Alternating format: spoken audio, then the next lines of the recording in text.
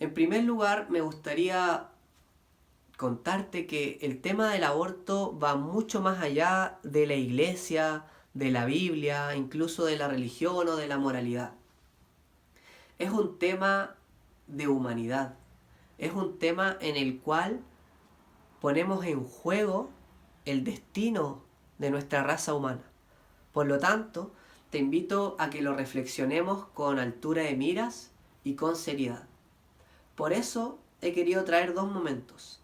En el primer momento nos vamos a referir a los argumentos científicos y lógicos.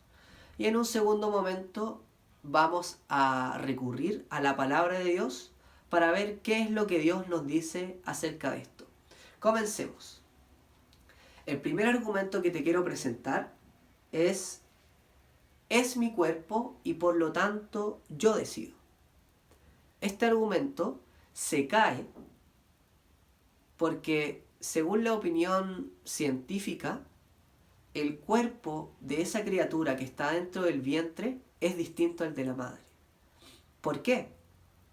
En primer lugar, sabemos que el ADN de esa criatura que fue concebida, que se está formando, es ADN humano.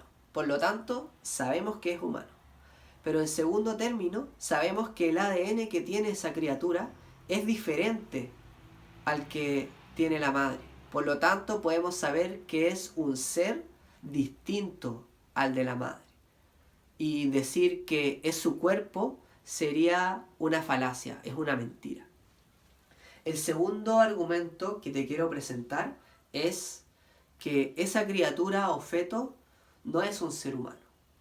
Ante esto, la opinión científica se encuentra totalmente dividida. No hay un consenso, no hay una única respuesta. ¿Por qué? Porque hay algunos genetistas que dicen que la vida comienza desde la concepción. Hay otros científicos que dicen desde la semana tanto. Hay otros que dicen desde 2 semanas después. Hay otros que dicen 5 semanas después. Por lo tanto, hay una confusión ahí, no se ponen de acuerdo y en realidad ante una duda no sabemos qué es lo que deberíamos hacer. Pero yo te quiero poner el siguiente ejemplo. Si por ejemplo yo voy a cazar, estoy en el bosque y estoy con mi escopeta y veo pasar una criatura que no estoy seguro si fue un venado o un humano, pero igual disparo y la mato porque no sabía lo que era, y luego al ir a ver resulta que era un humano, yo no puedo ir donde el juez y decirle, bueno, yo pensé que no era un humano. Bueno, lo mismo estamos haciendo acá. Estamos jugando a decir que esa criatura no es humana.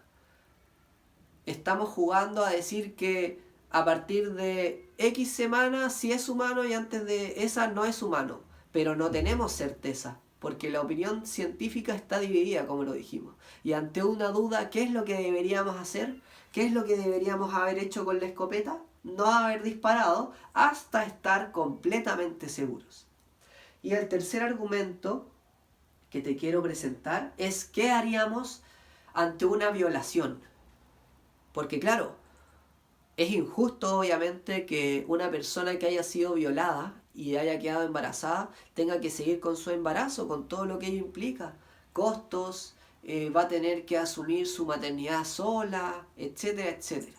En primer lugar, quiero decir que el lema de los Frentes Pro Vida es salvar las dos vidas. Es decir, aquí en ningún momento se deja a la madre sola.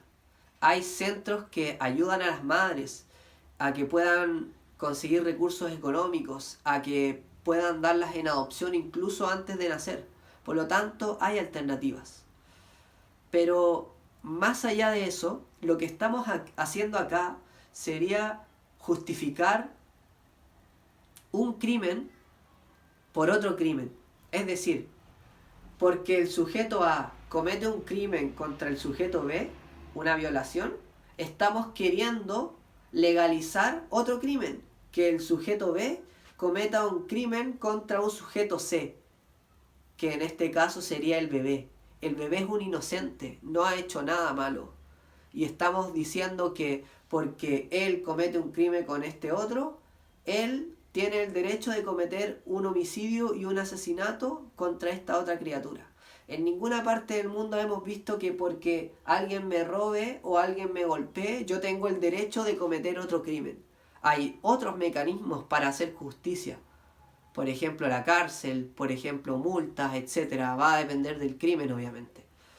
Así que te invito a que podamos darle una vuelta más de tuerca a este tema y pensemos en realidad qué es lo justo. Vámonos ahora entonces a la Sagrada Escritura. En primer lugar quiero comenzar con el Evangelio según San Lucas, capítulo 6, versículo 39 hasta el final. La idea es que lo lean ustedes en sus casas, yo solamente voy a leer un par de versículos, pero ahí nos da varias pistas. El versículo 39 dice: Jesús les añadió una parábola. ¿Podrá un ciego guiar a otro ciego? ¿No caerán los dos en un hoyo? ¿Qué es lo que quiere decir esto? Aquel que no ha leído la Biblia puede guiar a otro que no ha leído la Biblia. ¿No caerán los dos en un hoyo equivocándose? Es decir, si yo no he leído la Biblia y quiero seguir a alguien que no la ha leído, inevitablemente los dos vamos a caer en un hoyo, porque no sabemos qué es lo que Dios nos dice acerca de este tema del aborto. Quiero mostrarte también el versículo 46.